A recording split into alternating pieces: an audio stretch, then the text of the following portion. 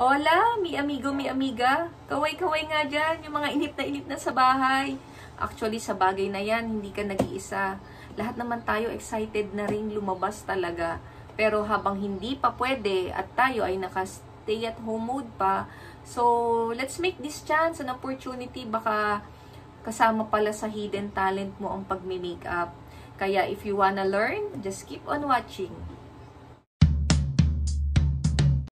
And for today, ang tutorial natin ay pinamagatan kong PaBEBE look. Kasi this will be more on a subtle, light, and fresh look lang. Which is best for the teenagers, sa mga feeling teenagers. Okay, let's start. So, mag-spray lang muna ako ng mattifying mist. At dahil nga PaBEBE look lang ang gagawin natin ngayon, alam niyo naman usong-uso ngayon sa teenager yung mga bushy brows na mala Andrea Brillante. So, ganun ang peg natin for the eyebrows natin.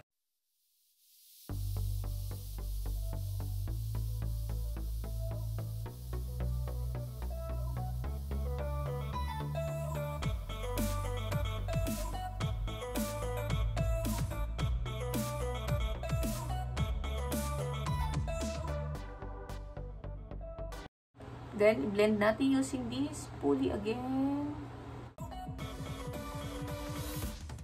Then, gagamit naman tayo ng brow soap. Slide over natin siya sa mga eyebrows natin para ang effect kasi niya, pag gumagamit tayo nito, is nagiging visible yung mga strands ng hair. Gagamit pa rin tayo ng spoolie para yun ang pang susuklay natin sa hair natin.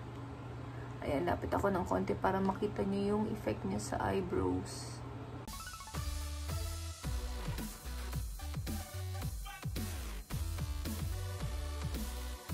So, ayan, closer look guys, yung effect ng brow soap sa aking kilay.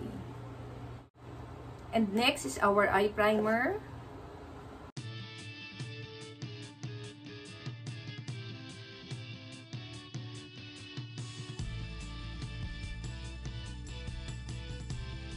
After blending the eye primer, proceed tayo sa base eyeshadow natin.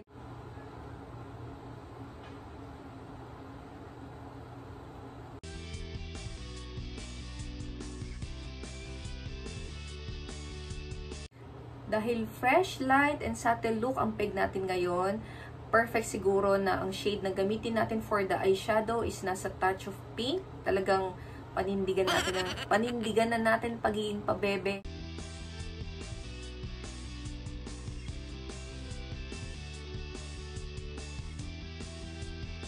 At lalagyan ko siya ngayon ng glitter para mas fresh looking siya, mas vibrant, at saka mas nakakabata yung eyeshadow natin.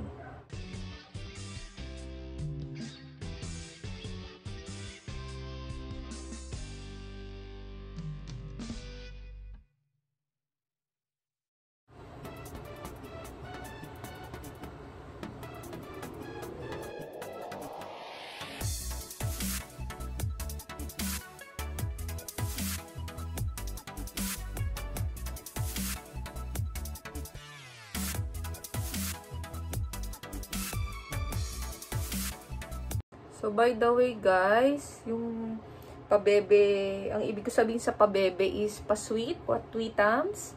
Baka ma-misinterpret tayo ng mga viewers at followers natin ng mga teenagers. So, ito na guys, yung eyeshadow natin, yung eyes natin. Nilagyan ko na rin siya ng false eyelashes para mas maganda. Pero yung simpleng falsies lang. At lagyan din natin ng mascara, yung lower lashes natin. Tulad ng sinabi ko sa inyo, the best sa pag-a-apply ng mascara is in zigzag motion.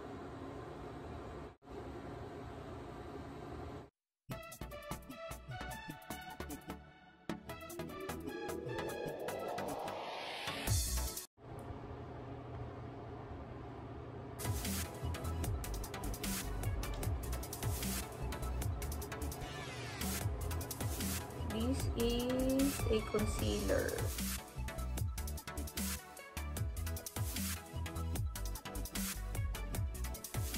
At maglalagay naman tayo ngayon ng loose powder.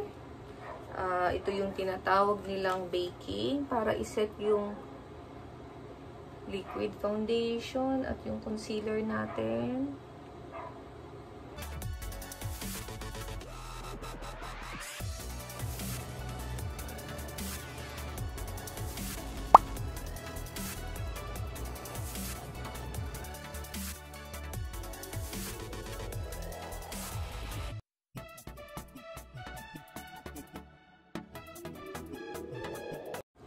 On top of the contour is yung ating blush on. So, dapat dito siya sa may cheekbone natin. So, smile tayo para makita natin.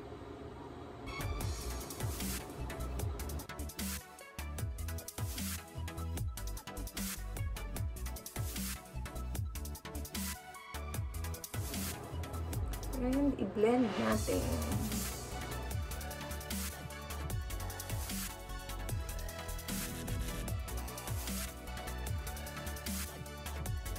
At ngayon, proceed na tayo sa highlighting. I will be using this MAC Soft and Gentle. So, kamay na lang gamitin natin. Dito siya nilalagay on top of the blush. Ganyan lang.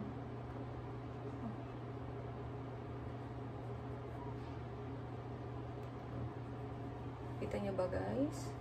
Lakas maka-fresh ng effect, diba?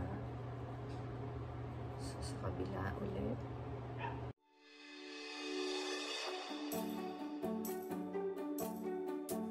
Maglagay tayo ng konti sa nose.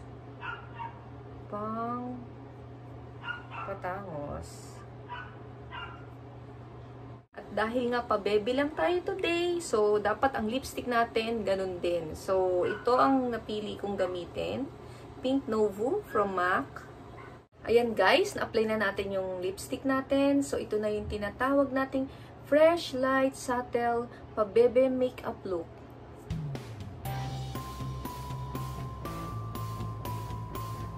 Mga ka-beauty talks, kung meron pa po kayong gustong matutunan na makeup look, just drop your comment below at gagawa natin yan ng vlog sa mga susunod na araw.